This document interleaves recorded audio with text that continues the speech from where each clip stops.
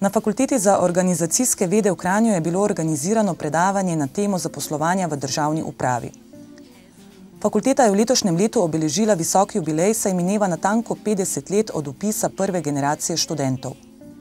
V tem obdobju je na trg delodajalcev posredovala preko 16.000 diplomantov dodiplomskega in podiplomskega študija.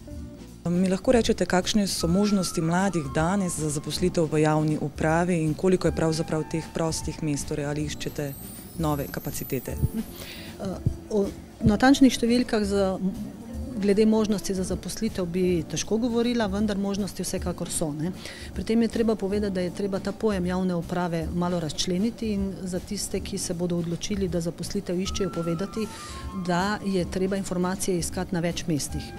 Najprej na spletnih straneh Ministrstva za javno upravo, potem na spletnih straneh drugih državnih organov samostojnih in pa prav tako na spletnih straneh vseh slovenskih občin, zato ker za vse navedene velja Zakon o javnih uslužbencih, ki določa, da je obveznost objave javnega natečaja prav njihova spletna stran, lahko je pa prosto delovno mesto objavljeno tudi v časopisu ali pa v uradnem listu.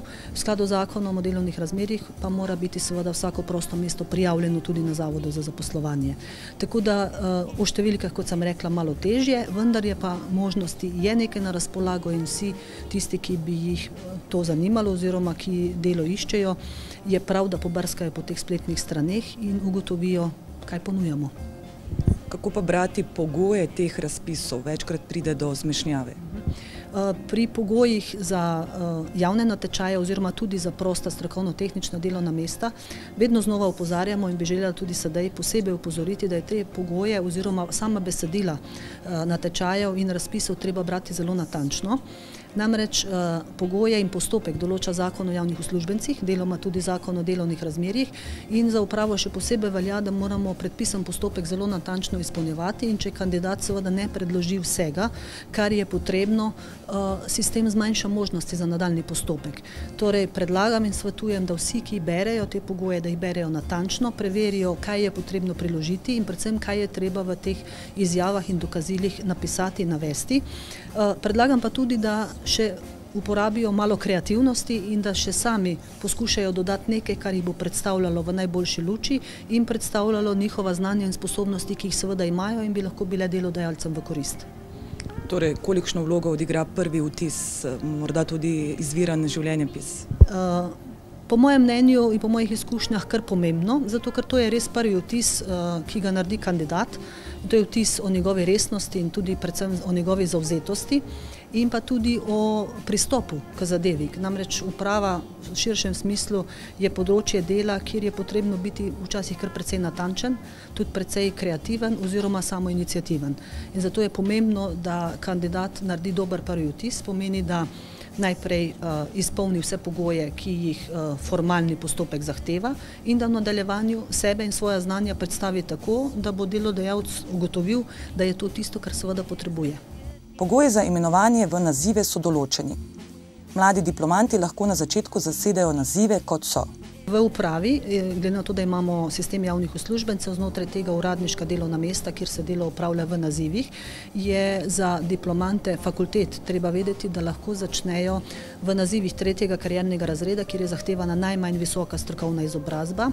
To je delovno mesto svetovalca. To delovno mesto se lahko glede na področja dela znotraj uprave imenuje tudi drugače, ampak tipičen opis je delovno mesto svetovalca za nazivi svetovalec 3, svetovalec 2 in svetovalec 1. Praviloma lahko kandidat, ki bi recimo kandidiral za opravljanje pripravništva po opravljenem pripravništvu, ki je lahko recimo približno 7 mesecev, kandidira za 7 meseci delovnih izkušenj na delovno mesto svetovalec v nazivu svetovalec 3. To je 28. plačni razred. Kaj bi bil vaš osebni nasvet mlademu, ki išče službo v javni upravi? Nasvet bi bil pravzaprav povzetek tega, kar sem povedala. Torej, pokazati kreativnost oziroma se potruditi in poiskati možnosti, ki so na razpolago, ne glede na omejitve, ki izhajajo iz sedanje situacije. Potem resen pristop in natančnost prvič pri branju pogojev natečajev in seveda skrbna priprava vloge in seveda tudi skrben nastop pred bodočim morebitnim delodajalcem, pomeni predstaviti znanja, sposobnosti, ki jih kandidat ima, ne samo tiste, ki jih je pridobil na fakulteti, tudi kakšna druga, ki jih je pridobil pri udejstvovanju izven fakultete. Pričemer se je pa treba zavedati nekaj, da diploma oziroma tista znanja, ki so pridobljena, so seveda prvi korak oziroma vstopnica, potem je pa treba pokazati tudi precej pripravljenosti na sodelovanje, pripravljenosti tudi še na dodatno učenje.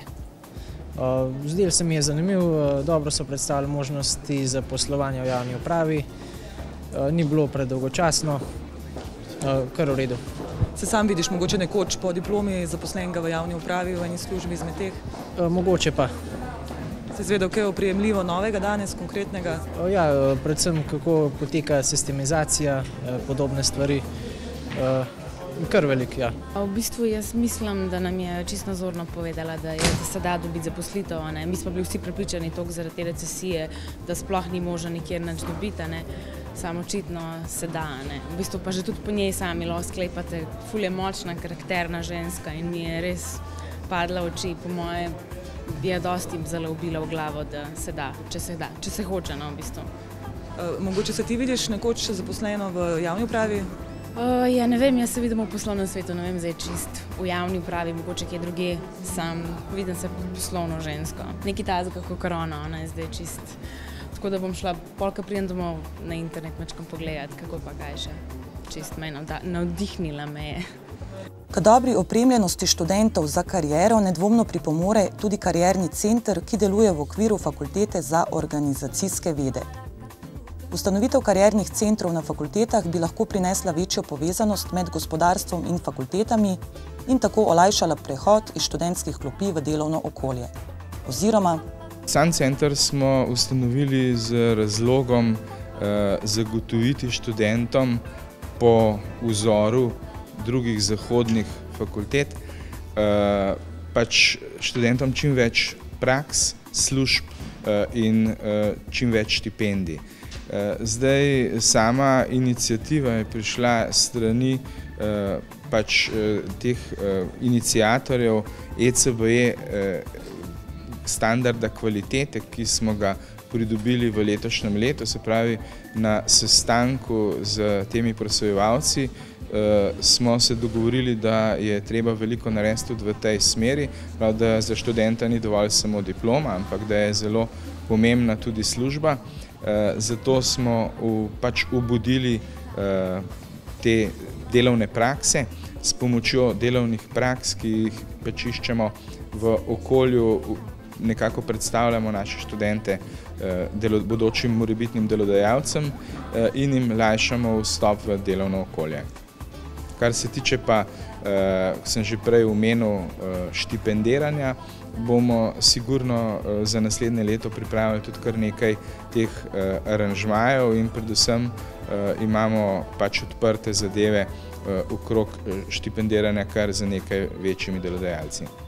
Koliko časa pa je že v pogonu ta karierni center? Karierni center je v pogonu kakšno slabo leto.